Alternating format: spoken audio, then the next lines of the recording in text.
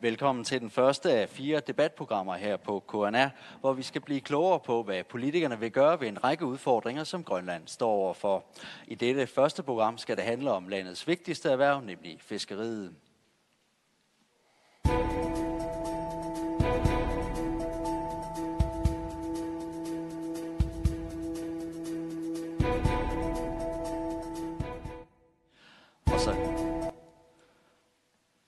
Og så kan jeg byde velkommen til politikerne fra de opstillede partier. Velkommen til jer. Og også velkommen til publikum her i GU i Nuuk.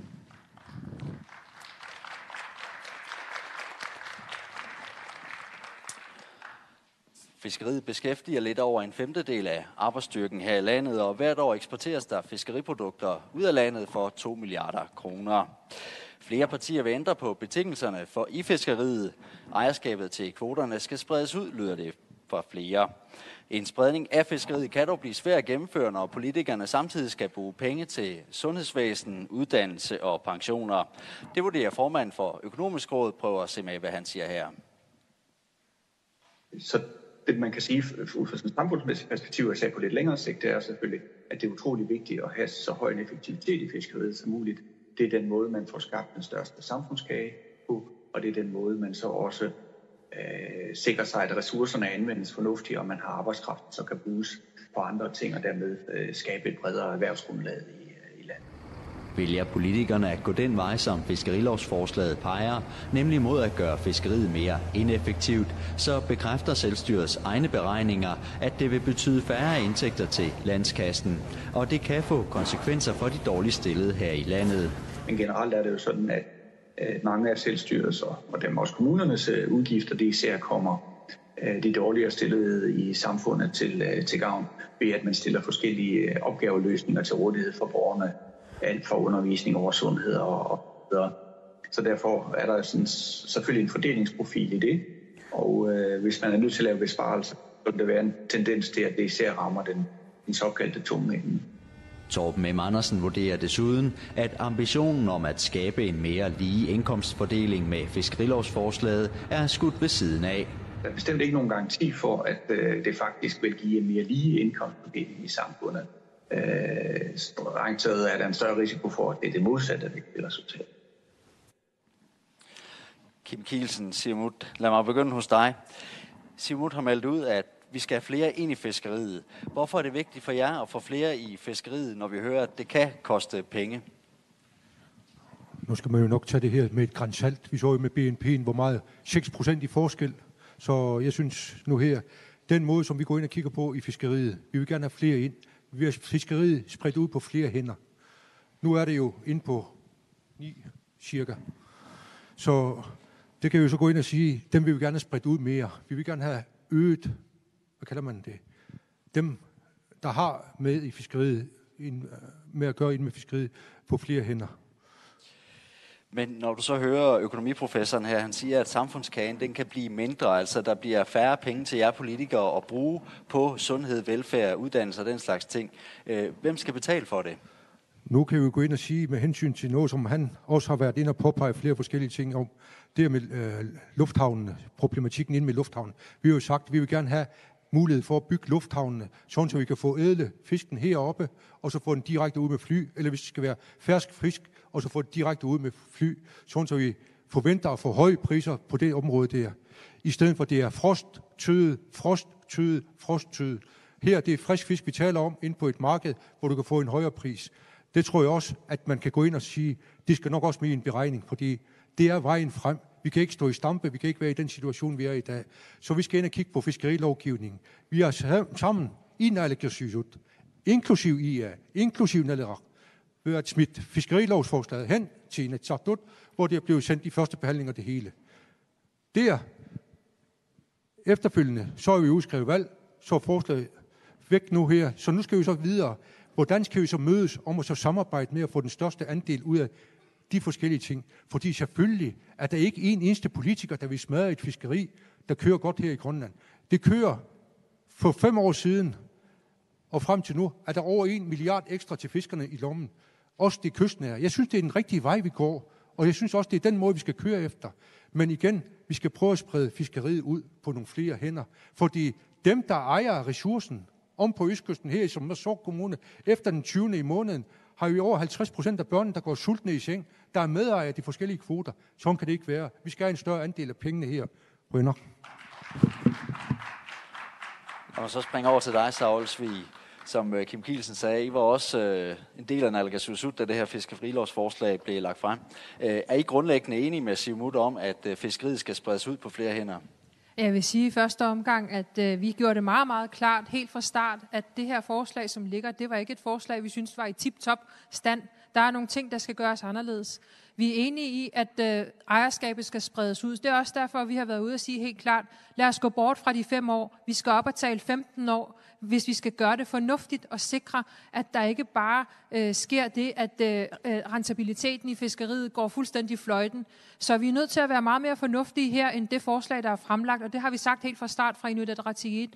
Og jeg synes også, at det største problem i den her proces, det jo sådan set har været, at vi har siddet i en koalition, hvor vi har haft 3 forskellige partier, men vi har jo ikke altid kunne vide, hvad det største parti i den koalition egentlig har villet internt.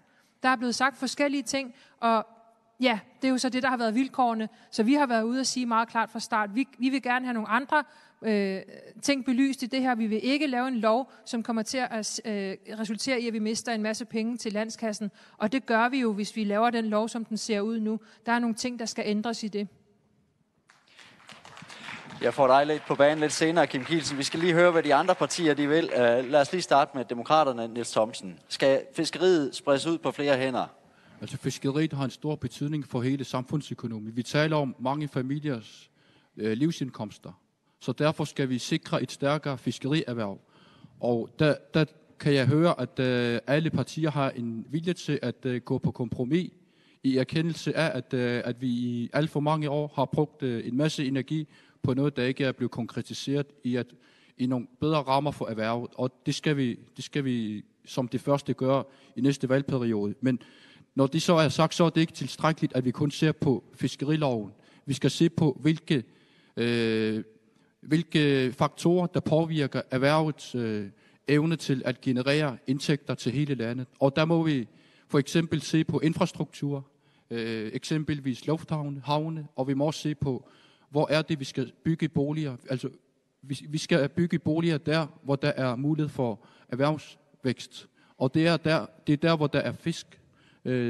Så der er der nogle ting, vi skal se på. Plus, at alle partier i den grønlandske udgave talte om, at vi skal gå ind og se på, hvad er det for nogle faktorer, der gør, at vi kan forædle den råvare, vi sender ud mere eller mindre som halvfabrikater. Michael Rosing, Samarbejdspartiet. Skal fiskeriet spredes ud på flere hænder? Det korte svar er nej. Det store problem i forhold til det er faktisk ikke spørgsmålet om hvorvidt de her kvoter skal være til arv og eje for altid. Det der tror jeg, der er rimelig god enighed om, at det skal de ikke. Det store spørgsmål, som jeg ikke kan få svar på hos nogle af de andre partier, det er, hvordan skal den der genfordeling foretages? Fordi det vi har nu, det er en kvote, som er ejet. Hvis vi taler om rejefiskeriet, der er en anden problematik med hellefiskefiskeriet. Men vi har en kvote, som er ejet af nogen. Og det vil sige, at vi tager dem væk fra dem og giver dem til nogle andre, eller skal vi sælge dem til nogle andre? Det har jeg ikke kunne få svar på. Fordi det, der kommer til at ske, det er, at hvis vi siger, jamen vi tager dem, og så giver dem til nogle andre der, så giver du dem i virkeligheden flere millioner kroner. Mange millioner kroner. Hvis du derimod sælger dem, så ender vi med, at det er de store firmaer, som køber dem alligevel, og så får vi ikke den der demokratisering, som der snakkes om. Men lige helt kort, Michael Rosing. Samarbejdspartiet går ind for, skal fiskeriet spredes ud, eller skal det være et effektivt fiskeri, der kan generere nogle penge? Fiskeriet skal først og fremmest være et effektivt fiskeri, der kan generere penge, men der skal stadig være en smule dynamik i det, sådan at nye firmaer kan opstå. Tak skal du have. Vitus Rojakitsok, Nunata Ridonai, hvor står I hen i den her principielle diskussion, om fiskeriet skal spredes eller være mere effektivt? Det er efter vores mening en helt forkert prioritering, man har, hvor man desværre har skabt en meget stor usikkerhed i landets største erhverv.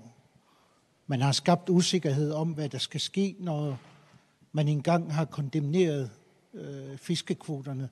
Man har skabt tvivl om den finansiering, der ligger i fiskeriet ved, at man truer med at hjemtage kvoterne. Efter vores mening er det centrale spørgsmål jo ikke om, hvem der har kvoterne, men det er et spørgsmål om, hvorvidt Grønland får nok i forhold til de rettigheder, vi har til at fiske imellem nabolandene, og så udnytte vores fiskerizone fuldt ud og udnytte andre fiskearter. Man fokuserer kun på at ødelægge det grundlæggende i fiskerierhvervet efter vores mening, hvor man fokuserer på, hvem der har kvoterne. Det er ikke det centrale efter min mening, hvor det er spørgsmålet om, at man skal øge Grønlands andel af kvoter i stedet for at give nye aktører mulighed for at komme ind i fiskeriet på den måde. Og dertil ligger der en lang række elementer om, hvor den kystnære fiskeri og det havgående fiskeri skal ligge, hvor vi mener, at man skal udvide det kystnære fiskezone længere ud, således at der bliver skabt bedre grobund for den kystnære fiskeri. Dertil skal det havgående fiskeflåde så også sikres, at der er sikkerhed for den kvote, det har, og dernæst at få den finansieringsgaranti, der ligger, at fiskerierhvervet ikke ødelægges. Men Vitus Rojakitok, hvis det kystnære fiskeri skal øges, det er jo det, som økonomerne ligesom taler om, at det er det ineffektive fiskeri. Det er ikke her, der laves de store penge, som kan komme over i landskassen. Hvor ligger I henne? Altså, skal det være mere effektivt, eller skal det spredes ud på flere hænder fiskeriet? Altså landet ligger, som den gør, hvor der er islægsområder, hvor man af naturlige årsager ikke kan udnytte fiskeriet fuldt ud hele året. Det er en naturlig begrænsning. Man skal kigge på kapaciteten i forhold til indfrysning, i forhold til kapaciteten til at transportere fisken, hvor man ikke kan indhandle, som man skal kigge på som en af de første ting. Det næste ligger jo i, at man også effektiviserer fiskeflåden i den kystnære fiskeri. Som det ligger, så er der indført en ressourceafgift på 5%, som ødelægger fiskernes mulighed for at få en mere rentabel fiskeri, og dernæst deres mulighed for at spare op til en bedre fiskeudstyr, som man desværre har afskåret ved, at man har en 5% afgift ved indhandling, som hæmmer fiskerne. Så skal vi lige have Martin Alark på banen. Jeres partiformand, Hans Enoksen, var jo meget ked af, at man ikke nåede at få vedtaget fiskerilovsforslaget her på grund af valget. Vil I arbejde videre efter et valg på, at fiskeriet bliver spredt mere ud? Ja, det er der vist ikke nogen tvivl om, at der er meldt tydeligt ud. Og ud fra den grønlandske version, der var tidligere, så tror jeg også, de fleste af partierne er enige om, at der skal ske noget. Vi er så rigtig glade for, at selv IA følger efter, hvor andre peger hen, om det er GE eller om det er de andre partier, så er de med på, der skal ske et eller andet. Men rent skræmmekampagnemæssigt, som der også blev nævnt, det er nemlig rigtig ærgerligt, at når vi snakker om de her kvoter, så er det første, der kommer op, det er de 2 milliarders erstatningsspørgsmål, som der blev med at komme op. Og det er lidt ærgerligt, at man bruger en skræmmekampagne i en rent udsagt lidt følelsesladet debat, fordi kvoter, det er jo noget, som landet har givet ud på et tidspunkt, paragraf 14 i loven fra 96. Nogle af dem tidsbegrænsede, nogle af dem er tidsubegrænsede, og der står i samme lov, at man kan gøre dem tidsbegrænsede. Når vi snakker om kvotetildeling til at fordele det på flere hænder, så skal man stille sig det eksempel, at hvis du er 25 i dag og gerne vil begynde, hvis vi skal bruge en 15 års varsel, så er du altså 40, før du begynder at kunne se, at du kan få en kvote. Det er måske ikke så hensigtsmæssigt, som der også blev demonstreret fra demokraterne. Vi skal have udvikling. Vi skal ikke vente 15 år på, at vi lige får den også sammen til, hvordan skal vi gøre det. Men det er klart, der kommer til at være nogle kompromiser mellem alle partierne om, hvordan vi skal lave den nye fiskerilov. Og det tror jeg, vi nok skal finde ud af. Vi kan vende tilbage til erstatningskravet lidt senere, men sådan helt principielt, så siger økonomerne, hvis fiskeriet skal være mere ineffektivt, så koster det i landskassen, hvor man skal bruge penge til sundhed, hvor man skal bruge penge til pensioner, til uddannelse, hvor den virkelige omfordeling fra dem, der tjener penge, til dem, der har brug for penge, hvis man kan sige det sådan, den finder sted. Uagtet erstatningskravet, hvis I gør fiskeriet mere ineffektivt, så får I færre penge at gøre med. Så hvem skal så betale for det her? Lad os starte fra en ende af, fordi der kommer meget historie op i det her. 1982, der ville vi ikke være med i EU, fordi det betød, at nogle andre skulle fiske vores kvoter. Vi er alligevel nået derhen, hvor andre ejer nogle af vores kvoter. Vi har fået skabt en Gini-koefficient, der er ret høj. Den er højere end gennemsnittet i EU. Så vi har gjort noget forkert. Vi har ikke gjort alt forkert, men vi har gjort noget forkert. Så med hensyn til de statistikker, som der bliver snakket om, der må man også gå ind og kigge på de samme forbehold, de har taget. De er ret store. 189 millioner mener de, at der kunne rykke ved balancen på den konto, du snakker om. Men med de forbehold, der er jeg ikke helt sikker på, at der er jeg enig med Kim, der er jeg altså ikke helt sikker på, at de når frem til samme resultat, hvis det er, at man tager nogle flere faktorer med ind, som de ikke har kunne gøre i den beregning. Fordi en af siderne, som den viser, side 37, og så den næste, der står 38, utroligt nok, der står der, på trods af Grønland leverer pillede rejer færdigpakket, hvor kanadiske rejer kræver ompakning, er prisen for de grønlandske pillede rejer lavere end for de kanadiske. Der er altså nogle steder, hvor vi kan gøre det bedre, end vi gør det i dag. Så jeg er ikke helt overbevist om, at det koster at omfordele kvoterne. Men derimod kan vi måske skabe noget beskæftigelse i de kystnære. Okay, tak skal du have. Så skal vi have Adasut på banen, Hans Erik Jonathansen. Hvor står I det her spørgsmål om fiskeriet, det skal spredes ud på flere hænder eller gøres mere effektivt? Hvad er Adasuts holdning til det? Ja, Adasuts holdning er, at den skal spredes, og det skal vi også gerne have indført, som tidligere nævnt, 50-50-ordning i stedet for 7-3 eller 7-3 eller det der 43-57. Ja. Godt. Kim Kielsen, Sara Olsvig, hun sagde tidligere, at de måske ikke helt var klar over, hvad der blev lavet af det andet store parti i koalitionen. Har I kørt en gang med den her fiskerilov, og er det jeres projekt? Nej, nu skal jeg jo ikke rigtig sige, hvad der plejer at foregå bag lukkede døre og sådan noget der, men det er de jo eksperter i fra IA's side der, så lad dem om det. De ønsker ikke at respektere de der forskellige ting, når vi har de forskellige fora, hvor man diskuterer det hele. Der er fri meninger og det hele, men når man står ud og kommer ud med en udmelding, så står man sammen. Også i Naalakkersuisut, hvis du har været med til at tage sådan en udmelding der, så står vi sammen. Så lad det gå ud i udvalgene og kørt bagefter. Hvis ikke det er blevet ført til referat, og jeg som bekendt har IA ikke fået det ført til referat med hensyn til fiskeriloven. Og så igen, så vil jeg også sige, der er sgu ikke nogen, der truer nogen med at tage noget som helst tilbage og truer. Nej, man går ind og kigger på den lovgivning, som blev taget allerede dengang i 90'erne, som selvfølgelig også, nu bliver det så nævnt, vi står altså i 2018, det ved vi da godt. Det er da også derfor, vi skal gå videre igen med hensyn til at true. Dengang, der blev man så enige om, der skal være med behørig varsel, som der også blev nævnt fra Martina Lark. Og der går man så ind og kigger på, hvad sagde udvalget dengang? 5-7 år. Og man går så ind og siger 5 år, og det har ligesom dannet præcedens den dag i dag. Og det holder vi fast i fra Siumut, at vi siger, at vi vil gerne have, at det bliver tilføjet i lovgivning, 5 års varsel. Så kommer der et nyt lovforslag, der siger, at I har 10 år til at afskrive det der. Det er 15 år, men IA ønsker, vi siger 15 år i den anden ende der, uden at tage nogle beslutninger, så kan vi så køre videre derfra. Jeg synes ikke, det er særlig smart, og jeg synes heller ikke, det er særlig smart, at man går ud og gør til skræmmekampagne, direkte som man nok siger, at det er en skræmmekampagne, at man vil ødelægge fiskeriet. Hvad er det for noget sludder, Rønner? Saulsvig, Inuit Ataqatigiit. Ja, nu er det jo så ikke Inuit Ataqatigiit, der siger, at det kommer til at koste 180 millioner for landskassen.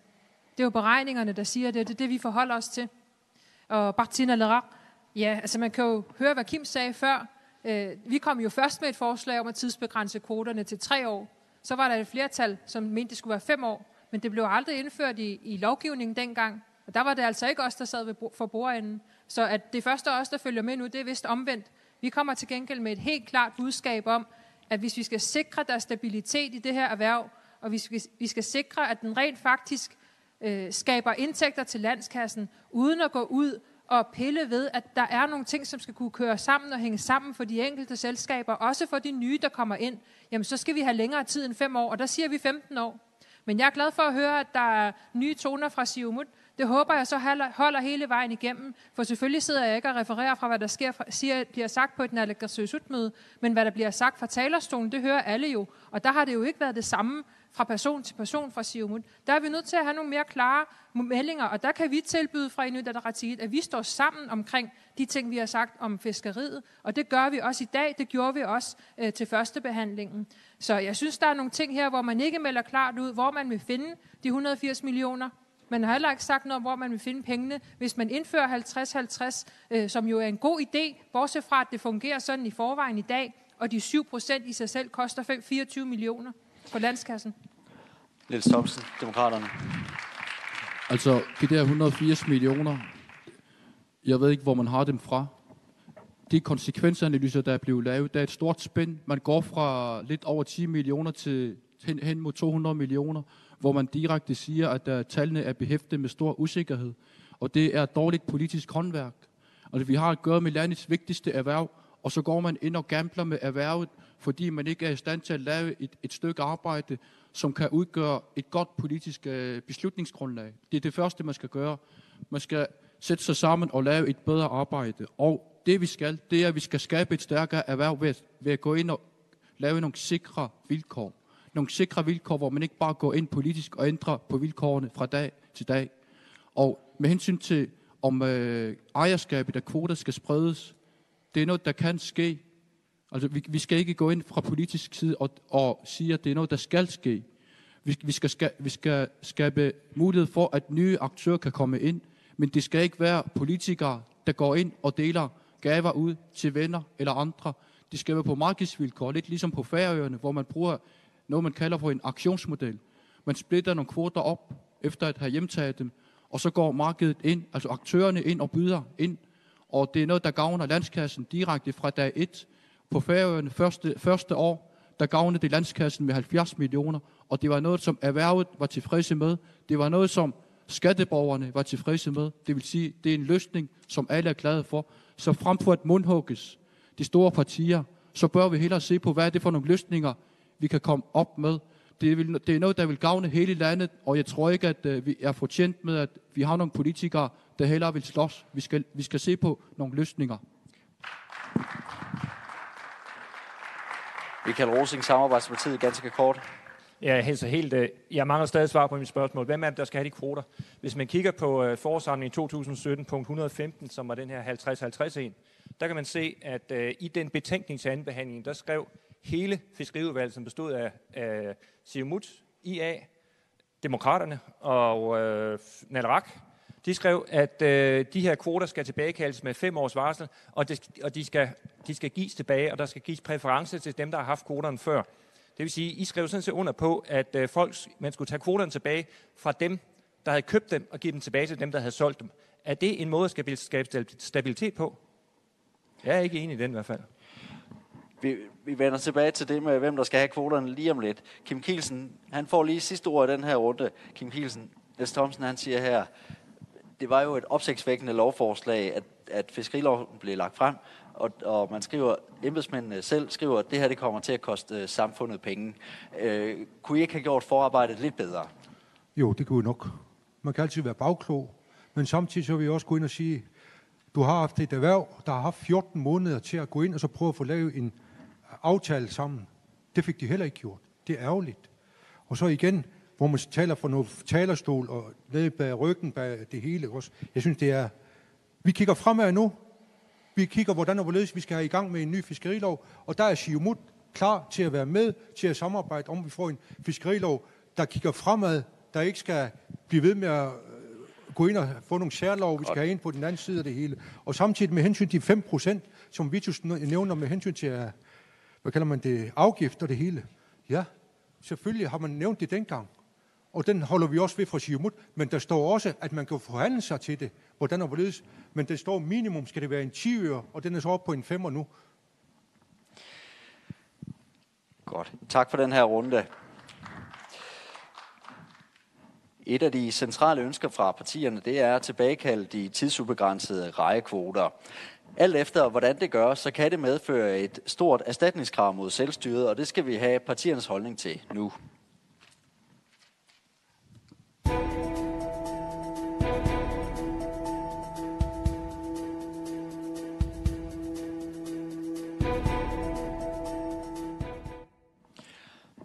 Økonomisk Råd slog i deres rapport fra sidste år fast, at en tilbagekaldelse af rejekvoterne ikke vil resultere i en mere lige indkomstfordeling her i landet, men som ellers var et af formålene med fiskerilovsforslaget. Tværtimod kan en tilbagekaldelse af rejekvoterne udvikle sig til et lotteri, som meget få personer har mulighed for at deltage i. Prøv at se med, hvad formanden for Økonomisk Råd siger om den sag. Altså det er jo rejfiskeriet, vi taler om her, og der er der jo tale om, hvis man skal ind i det erhverv, ret betydelige investeringer for at have et fartøj og så videre til at kunne etablere sig i erhvervet. Og derfor er det jo ikke den almindelige borger, der har en chance for at komme ind i det erhverv. Det vil være nogen, der har mulighederne for at låne et ganske anseligt beløb for at etablere sig i erhvervet. Det skal selvfølgelig også dermed jo være nogen, der har en vis erfaring, ellers er der nok ikke nogen, der vil låne dem pengene. Så det vil være en ret lille gruppe, der reelt kan få glæde af det her. Så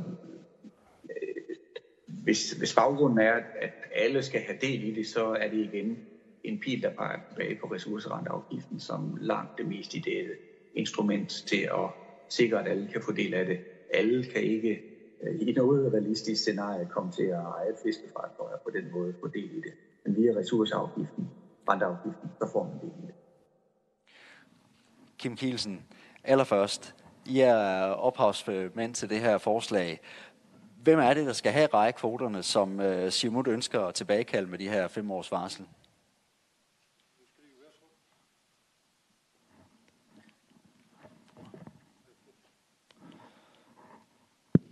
Så, ja. Nu skal vi så gå ind og kigge på, når de 5 års varsel der er gået, så er det jo den der afskrivning på de næste 10 år, som vi går ind og siger hele tiden. Der er Inatsisartut, når den varsel på 5 år, så skal de gå ind og lave en ny lovgivning, der siger, hvor lang tid skal den afskrivningsperiode være. Og der går man så ind og siger, okay, 10 år cirka, og det hele.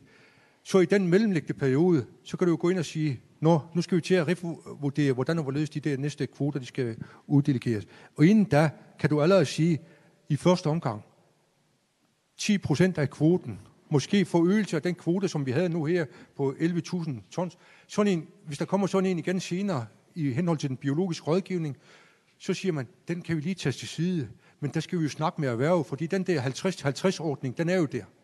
Så skal du gå ind og sige, når du har det ligesom dengang, du startede med i 90'erne, at allerede der steg deres kreditværdighed meget, da du kunne gå ind og sige, nu får I en periode på et x antal. Dengang så var det ubestemt, men nu skal vi gå ind og sige, måske de næste 15 år, I har en kvote, så skal vi finde nogle gode, unge fiskere, der vil og ind og aktive det hele. Sørg for, at de kommer ind i erhverv, og sådan, så man kan så sprede fiskeriet på den måde, ud fra den nye kvote, du får taget ind der. Tak for det svar.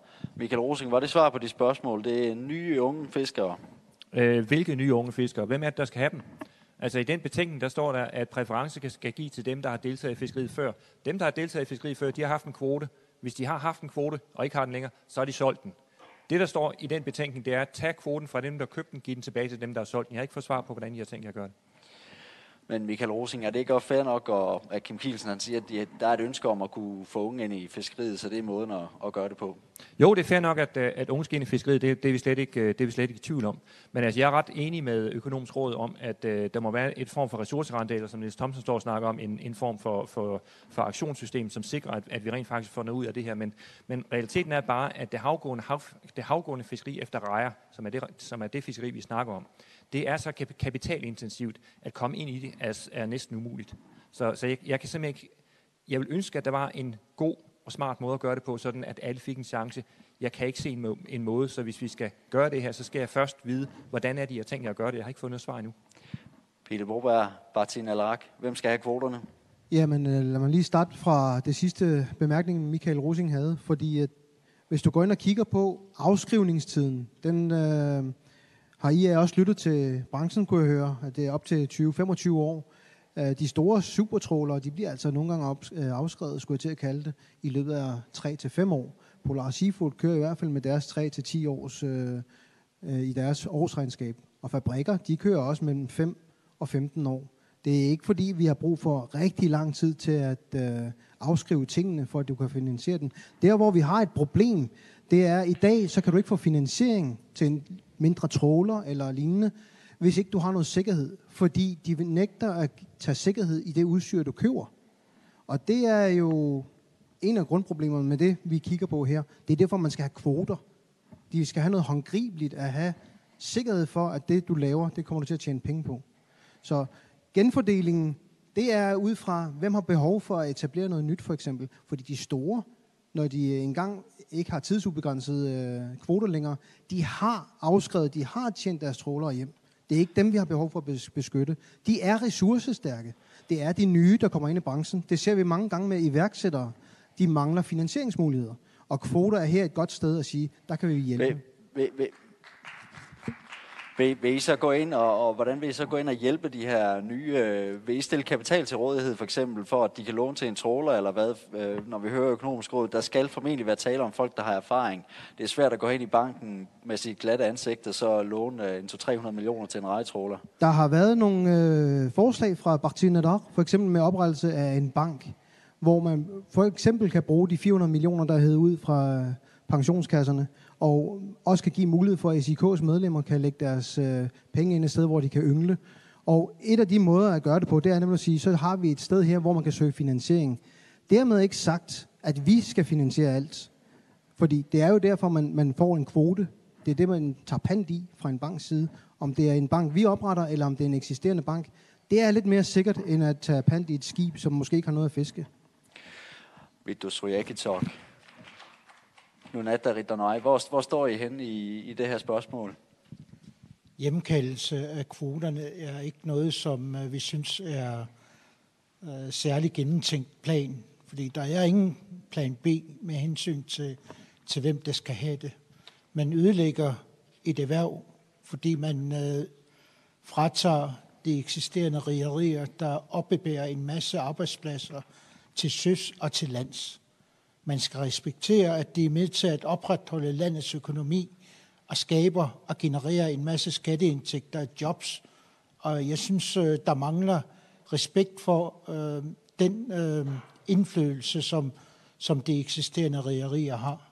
Dermed ikke sagt, at der ikke skal gives mulighed for nye fiskeaktører. Det vil vi bane vej ved, at vi øger kvoterne til den havgående flåde.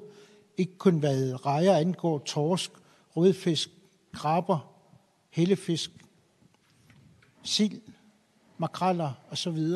Hvis vi kigger på, hvor meget vi fordeler mellem Grønland og Island med torsk, så får Grønland jo kun andel på 8%, til trods for, at Grønland har et væsentligt større havterritorium, hvor fisk yngler og fisk lever. Så på den måde synes vi, at vi først og fremmest skal have en større kvoteandel af fisken. Dernæst så skal forædlingen og produktionen foregå i langt højere grad i Grønland, hvor vi dermed kan generere de skatteindtægter og overskud, som Grønland har så stort behov for, men også at få skabt nye forvaltningsområder, så der kan gennemføres biologisk rådgivning om, hvor meget kvoter, der skal tildeles i de nye forvaltningsområder. For det er jo en hæmsko, hvor vi ikke kan kunne allokere kvoter på de steder, hvor der ikke er forvaltningsområde. Så det er noget, som vi skal tage hånd om i den nye fiskerilov, men også i forhold til at bane vej for nye aktører. Det kan vi kun skabe ved, at der er ydet kvoter til nye aktører, men også den omfordeling, der er imellem de kystnære og den havgående fiskeflåde, som vi synes skal gennemtænkes og planlægges langt nøjere. Det skal planlægges lidt bedre. Saulsvig, vi hopper lige ned til dig. I har foreslået en tilbagekaldelse på 15 år på de her rejekvoter. Er det ikke alt for lang tid, når vi hører Pelle Broberg fortælle, at rederierne de afskriver deres trawler på 7-8 år? Er 15 år så ikke for lang tid at vente? Nej, fordi det, som Parti Nadar siger, det hænger jo slet ikke sammen. Det handler jo ikke kun om afskrivning. Det handler jo også om, hvor mange penge man har lånt for at kunne købe de ting, man har købt. Det handler også om at skabe nogle selskaber, som får så meget overskud, at vores landskasse får selskabsskatten ind, som vi kan bruge til den velfærd, vi hver eneste dag nyder godt af, hver eneste borger i det her land. Så det hænger ikke sammen at begynde at snakke om, at så snart det er afskrevet, så skal man bare tage kvoterne igen. Det kan man ikke basere vores erhvervsliv på, at bare gå ud og sige sådan. Der er jeg fuldstændig enig med Vitus. Jeg undrer mig bare over, at Al-Rahman stod og sagde noget andet i den grønlandske version, men det kan vi jo vende tilbage til. Vi har nogle helt klare budskaber her. For eksempel siger vi, at vi skal have lavet nogle udviklingskvoter, sådan så vi sikrer, at unge aktører kan komme ind i erhvervet. Og vi skal gøre det sådan, at de store selskaber, som i dag ofte tager de unge ind under vingen og hjælper dem med at komme i gang, de skal ikke ende med at sidde i en situation, de unge, som vi taler om, hvor de er i lommen på de her store selskaber. Så vi skal stille nogle større krav til de store selskaber om, at de både overfører kapital og know-how til de her unge, som skal i gang i erhvervet.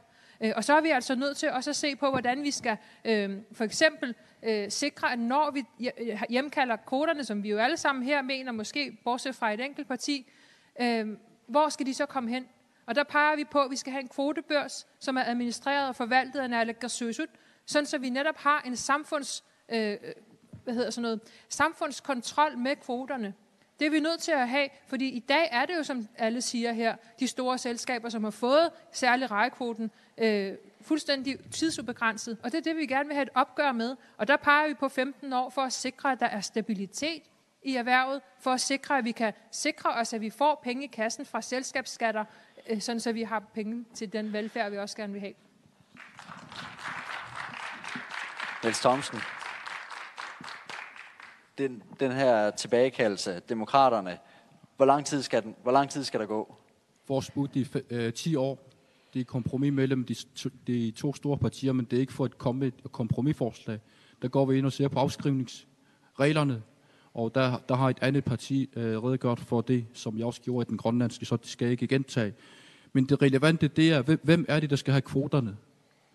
Og selvom min sidemand siger, at ingen andre kommer med et forslag, der tror jeg ikke, han har lyttet. Men jeg bemærker, at han i selv samme sætning siger, at vi går ind for noget, der kaldes for aktionsmodel. Og det er en model, der sikrer, at samfundet får flere penge ved, at aktørerne går ind og byder på forskellige mængder.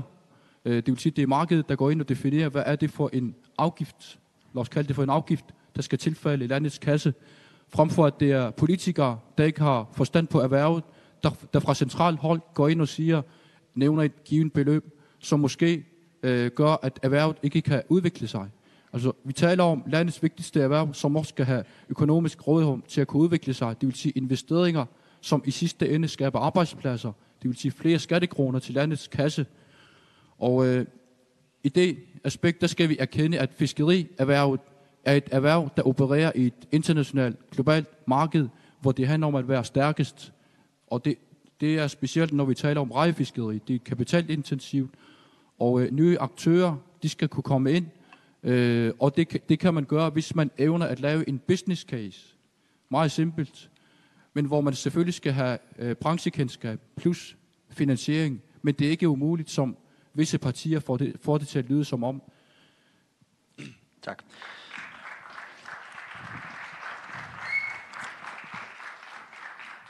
Hans Erik Jonas Hansen, Atassut, hvor står I henne i det her tilbagekaldelsespørgsmål med de tidsubegrænsede rejekvoter? Ja, vi fra Atassut siger, vi har to fiskeriområder, udenskærs og indskærs. Indskærs fiskeri bruges med mindre både, og udenskærs fiskeri bruges store både, ikke? Derfor mener vi, at indskærs fiskeri skal være en afskrivning på cirka 10 år. Og udenskærs fiskeri, de skal være mere omkring 15-20 år, fordi skibenes værdier og hvad det koster, de er jo meget dyre efterhånden. Og hvis de ejerne og de kommende fiskere skal have mulighed for det, så skal de også have tid til at tælle, og så skal de også give mulige købere mulighed for at opsøge lånmuligheder forskellige steder hen. Og hvis bankerne ikke kan se, hvor de kan give deres penge til, 10 års varighed er måske for lidt tid til det. Tak.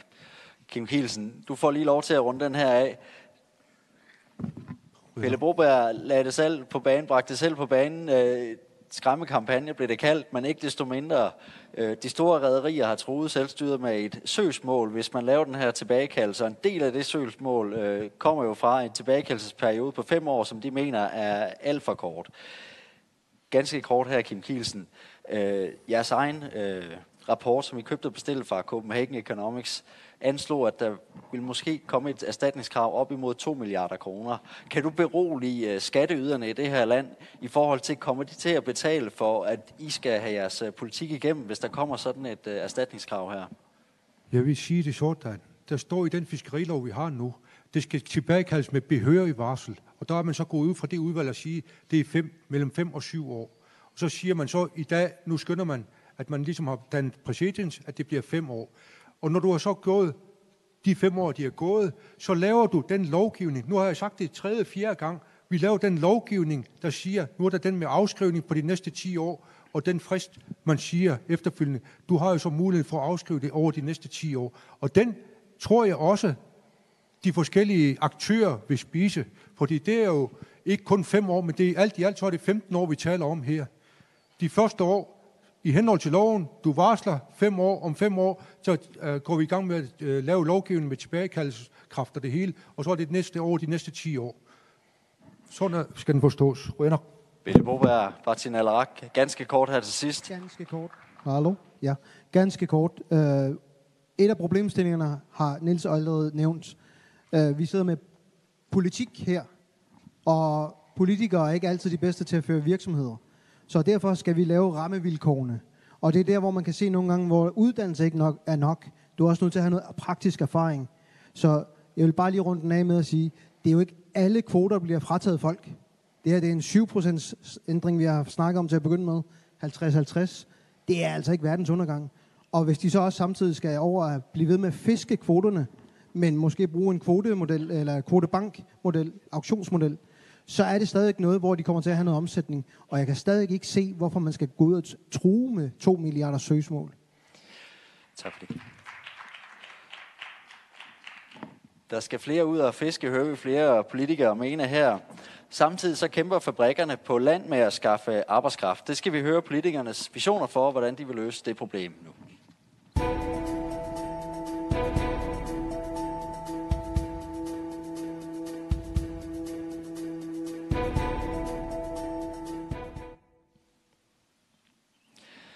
En af de virksomheder, der har været ude og forsvare, at de har importeret arbejdskraft, det er det selvstyreejede fiskerigigant Royal Greenland.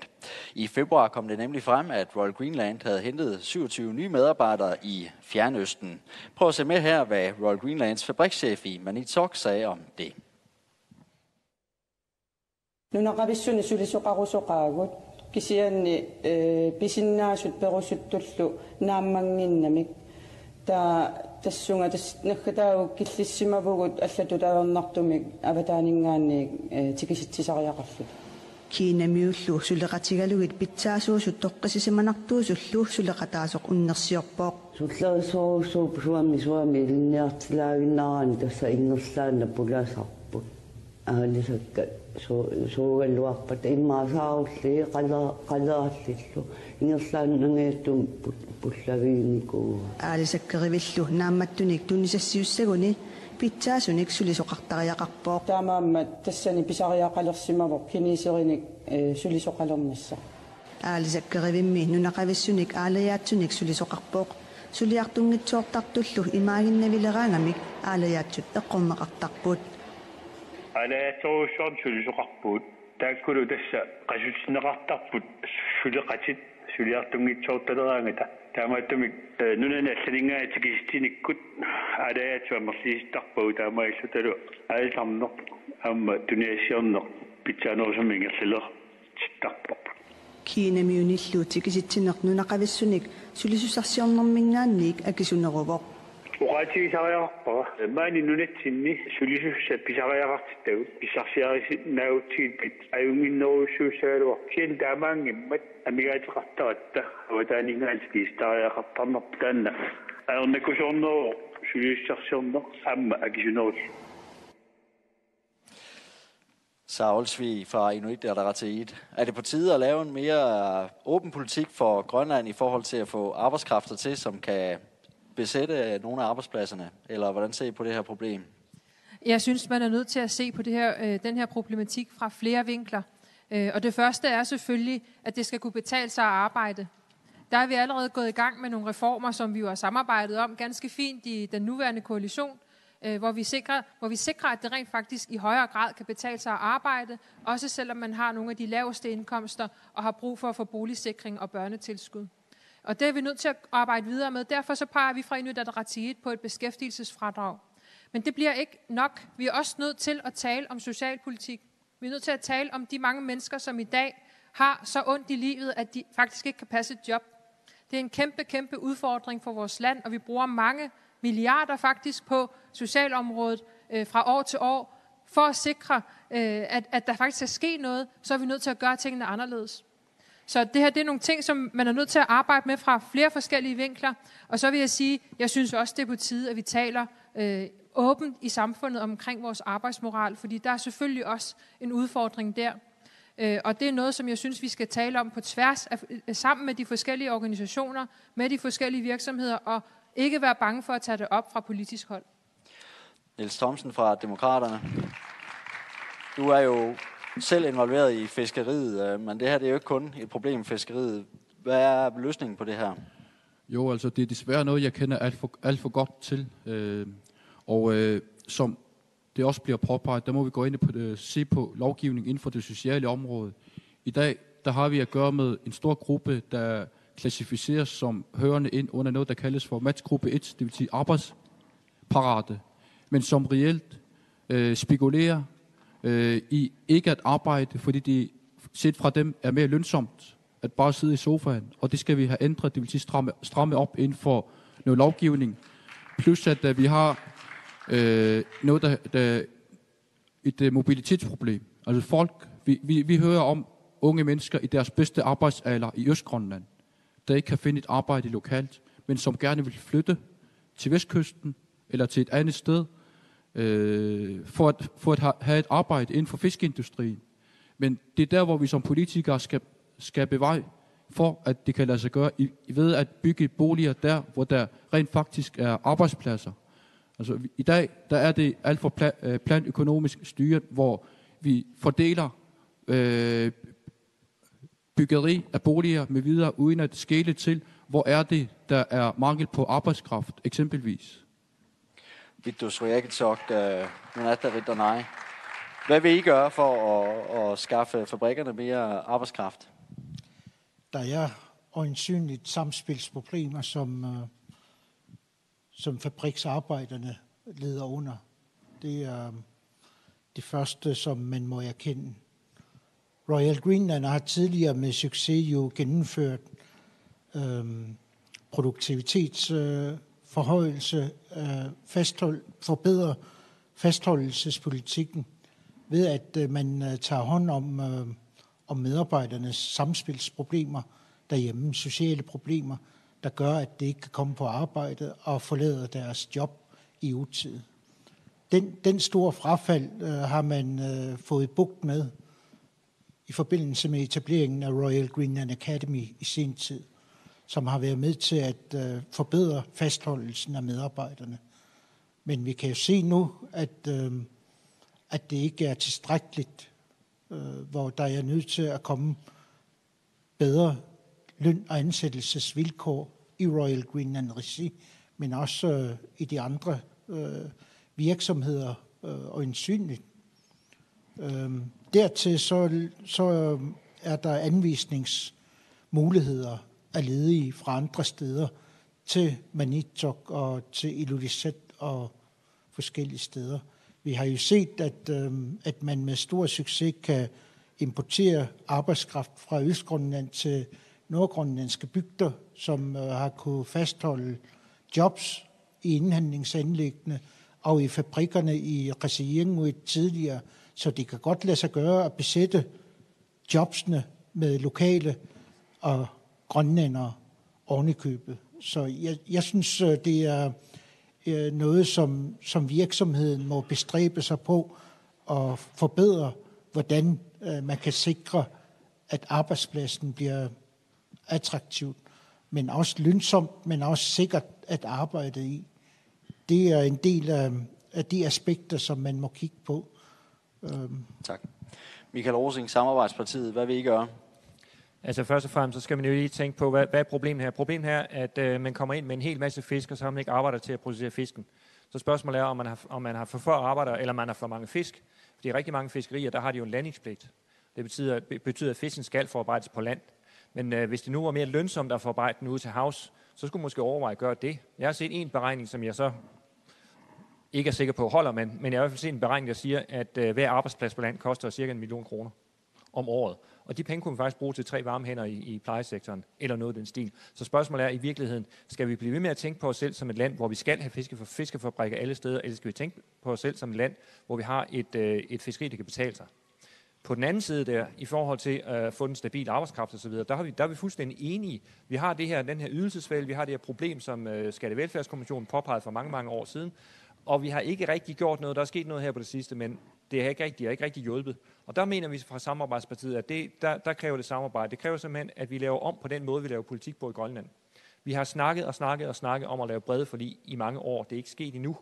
Med et bredt forlig, der mener vi et forlig på et område, som strækker sig ud over en valgperiode. Vi ser meget tit, at ting bliver lavet om fra valgperiode til valgperiode til valgperiode. Så hvis vi nu satte os sammen, alle partierne så hinanden i øjnene og sagde, det her bliver svært at gøre, fordi det kommer til at gå ondt på nogen. Det kan ikke gøres, uden det kommer til at gå ondt på nogen. Vi kan gøre det, så det går ondt på så få som muligt, men vi kan ikke helt klare det. Så hvis vi nu alle sammen sætter os ned og siger, det her det er vi enige om, og det er vi enige om i så mange år, eller indtil vi laver en anden aftale, så kan det godt være, at der vil ske noget nyt. Men de der brede forlig, det er altså noget, vi skal i gang med, fordi vi har snakket om det i mange år, og nu skal vi altså til at gøre det. Kim Kielsen, den bærer vi lige over til dig. Der kommer forskellige forslag på bordet her, blandt andet et beskæftigelsesfradrag fra Inuit Ataqatigiit. Er det noget, som også er Siumut-politik? Det er nok noget, de har fået fra Siumuts politik. Beskæftigelsesfradrag, det er fra os af. Og igen, vi har også mere sikkerhed i ansættelse for et ansættelsesbrev. Fordi der er mange de forskellige steder i fabrikkerne og det hele, der har været der i mange, mange år, men som den dag i dag er 14-dagslønne. Og de går hjem, okay, nu bliver det lige smidt hjem, fordi der ikke er noget arbejde de næste 3-4 dage. Hvem vil være på en arbejdsplads, når det er sådan? Når de forskellige ressourcer forsvinder fra den ene dag til den anden. Igen, på trods af, at der er landingspligt over det hele, ikke? Med flere forskellige ting. Men jeg synes, man skal prøve at gå ind og kigge på, hvad kan vi gøre mere? Vi skal ind og kigge på bedre forhold for de ufaglærte. Der nævnte vi så det der beskæftigelsesfradrag. Men så også igen, der skal være et bedre fradrag med skattefradrag for dem, der går på arbejde hele tiden. Vi har det almindelige fradrag, men igen, for dem, der i gåseøjne har den ufaglærte løn, skal vi også prøve at give nogle bedre forhold, sådan så de kan måske være med til at spare lidt mere op og komme i gang med en uddannelse. Vi skal prøve at få dem videre i det system, fordi uddannelsen, den skal højnes herop. 61,8% af vores arbejdsstyrke har ikke nogen uddannelse. Vi skal have den op. Og igen, inden for fabriksjob, når det hele, så er det jo sådan. Det er jo et fint arbejde, og det hele dejligt arbejde, og vi skal også takke dem, der har knoklet i alle de 40 år, altså ned på de forskellige fabrikker og det hele. De har gjort en indsats, men stadig igen, det er de samme maskiner, de står forhold overfor, og det er den samme måske sygdom, mange af dem, de får gigt og det hele. Der er for lidt, der tager hånd over deres sundhed og velfærd. Det synes jeg, vi skal prøve at gå ind og kigge på, hvad kan vi gøre forholdene bedre for de forskellige, der er ansat inde i fabrikkerne og det hele. Men det er jo ikke kun der. Det er lige meget, hvad det er for en anden job, vi har. De ufaglærte, vi skal have dem videre i systemet, vi skal højne deres, indtægter og deres, uddannelsesmuligheder, om det skal være ved kurser og det hele, som man har gjort med Royal Greenland Academy, når der ikke var noget fisk og det hele. Sådan nogle forskellige ting, det skal vi have løbende. De skal være en glæde at gå på arbejde hver dag for dem. Hans Erik Jonas Hansen fra Ataqatigiit. Hvad siger I? Ja, vi har i mange år fra det side efterlyst, at arbejdet skal betale sig. Og hvis det skal lade sig gøre, så bliver vi nødt til at sænke skatten. Lønsomheden er ret lavt på grund af, at lønnen er lavt sat her i dag. Og derudover så skal vi også forbedre boligforholdene til de arbejdsledige, som bor hos deres forældre eller deres brødre eller søstre. Derved kan de så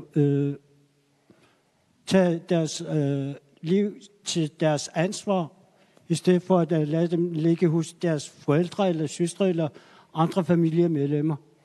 Og her nu i dag, så mangler vi mange boliger her i landet. Og det til, mener jeg, at vi skal tage boligmanglen og børnehavemanglen og andre fritids- og aktivitetsmangel på prioriteres de første, i stedet for det der store lockdown, som bliver nævnt her i aften også. Tak. Vi bærer den lige videre til Pelle Broberg. Martin Alarak, hvad vil I gøre ved det her problem i, at der mangler arbejdskraft ude på de fiskefabrikker rundt om i landet? Jeg skal lige starte med at sige, at jeg kender Nielses frustration med arbejdskraft. Det er ikke nemt. Og så bringer det mig lidt tilbage til historikken. Vi hørte lidt det samme tilbage i 90'erne, at mobiliteten var for dårligt, så vi skulle lave nogle lufthavne. Så vi fik 5 meget korte lufthavne, fordi så ville vi kunne eksportere. Vi er lidt tilbage til den samme, men nu skal det bare så være endnu længere, men vi skal nok eksportere så. Det løser stadig ikke det grundlæggende problem med motivation af medarbejdere. Vi kan fra Inatsisartut meget dårligt hjælpe med motivationen, men vi skal prøve at skabe rammerne. Blandt andet, som der også blev sagt, vi skal skabe den der stolthed, der er ved, at vi har et fiskerierhverv. Vi bliver ved med at sige, at det skal være turisme, det skal være råstoffer, det skal være alt andet end fiskeri, fordi vi er for sårbare. Men det er nu engang det, vi lever af lige nu. Og hvis du ser alle de forskninger, der har været lavet, hvor svært en fiskerination har ved at omstille sig til turisterhverv, så bliver det rigtig svært at få folk motiveret til at sige, du skal på arbejde i en fabrik, når vi egentlig ikke tager dit arbejde seriøst. Vi vil gerne have, at der bliver skabt noget andet. Så vi kan ikke herfra give en klar løsning på, hvordan løser vi det. Men vi skal helt sikkert sørge for, at det bliver et sted, hvor man har lyst til at gå hen og arbejde, fordi man ved, at det er det, landet lever af. Kim Kielsen, Siumut. Her med hensyn til motivation og det hele. Jeg synes, det er vigtigt, at allerede fra godsorden barnsben, at vi skal motivere folk og børn og unge til at komme videre i systemet og til at tage sig en uddannelse og det hele. Og igen, hver eneste gang, når de kommer i folkeskolen, vi stiller trintester, vi gør alt muligt. Det eneste det er med at sige, der er en forskel mellem dig og mig, du har højere karakter end mig, og så bliver mit selvværd mindre. Det skal vi ligesom nok også væk fra. Vi skal prøve at udnytte de ressourcer, vi har på folkene, hver enkelt folk. Hvad kan de? Hvad kan de yde til et samfund? Fordi jeg tror, det er den vej, vi skal. Hele tiden skal vi kigge fremad. Med hensyn til turisme og det hele, hvor man går ind og siger med længde af landingsbaner og det hele. Ja, før i tiden vil vi gerne have fisk ud af landet, men de strander, fordi de ikke kan komme videre. Det er det, der var noget skidt. Det er derfor, vi skal i gang med de større lufthavne. Vi skal allerede nu kigge på turismen som et væksterhverv også, der skal supplere vores hovederhverv, fiskeriet, og understøtte det. Det er vejen frem. Men helt konkret, der mangler arbejdspladser i fiskeriet. Hvis I så satser på turismen, hvor skal de folk så komme fra, der skal være der? Nu går du så ind og siger, at der mangler arbejdspladser i fiskeriet. Det er inden for fiskefabrikkerne det hele. Men så har du så også mulighed for at gå ud og sige, hvor er der så nogle steder på de forskellige fabrikker, hvor der måske er mere mobilitet, hvor du kan gå ind og sige, vi flytter dem med mobilitet det ene sted og over til det andet sted i fiskeriet. Den vej kan du også gå ind og kigge på. Du skal gå ind og sige, hvor det er mest effektivt. Det bliver du også spurgt overfra og nævnt heroverfra fra den anden side. Det skal være sådan, at folk selvfølgelig går ind og siger, vi har de uddannelsesgrene, der er nu her, og vi vil gerne satse på de forskellige fiskerigrene, som der er, eller vækstscenarier inden for økonomien på de forskellige steder, både inden for råstof, inden for fiskeri, inden for uddannelse og inden for alt muligt. Ikke også? Vi skal bare i gang. Vi står i stampe. Så Olsvig, Inuit Ataqatigiit, helt konkret, hvad er det, I vil gøre for at stille mere arbejdskraft til rådighed for de områder, hvor der rent faktisk er brug for det? Jeg synes, det er vigtigt lige at først at sige, at fiskeripolitik i vores land, det er finanspolitik. Så det er netop derfor, vi skal passe rigtig meget på, hvordan vi færdiggør vores fiskerilov. Der er vi nødt til at være fornuftige, fordi når vi begynder at pille ved tidsubegrænsede kvoter, når vi begynder at tale om, hvor mange år der skal gå, før de skal leveres tilbage, jamen så piller vi også ved alle de arbejdspladser, som vi står og taler om. Fordi det handler jo om, at de selskaber og de virksomheder, som har de arbejdspladser, de skal kunne opretholde de arbejdspladser, så vi har jobs til arbejdstagerne. Og den stabilitet, det er også den, der mangler i dag. Der skal vi altså være bedre til at sikre arbejdstagernes forhold, at der er en stabilitet. Jeg synes, man gør det godt med Royal Greenland Academy, som bliver nævnt her, men det skal gøres endnu bedre. Og en anden ting, som jeg synes er rigtig vigtig i forhold til arbejdstagernes forhold, det er, at vi har familiepolitik på arbejdsmarkedet. Det er, at vi sikrer, at man ikke går ud og siger, at uformelle kompetencer ikke kan bruges. Vi foreslog faktisk, at man skulle bruge uformelle kompetencer langt højere, man gør i dag. Og jeg er rigtig glad for, at der er partier, der nu gerne vil det, for det ville man ikke, da vi foreslog det. Vitus Rojakitok, Nondata Ritanaj. I får lige aller sidste ord her. Det skal være ganske kort. Tak. Det er indsatsen omkring opkvalificering af arbejdskraften, som vi skal fokusere langt mere på, for det er jo mennesker, der er ledige, som skal have de nødvendige forudsætninger for at kunne komme på arbejde. Og derfor er Majorek-centrene jo meget centrale i spørgsmålet om, hvordan vi kan sikre, at folk kommer i beskæftigelse. Og det er der, hvor jeg mener, at indsatsen skal intensiveres og ikke nedtrappes, fordi der er for mange skolebørn og unge mennesker, der ikke har det nødvendige forudsætninger for at få sig en uddannelse, som skal opkvalificeres i første omgang. Tak for det. Tak for det. Det blev sidste ord for i aften. Tusind tak til politikerne, og tak til publikum her i salen.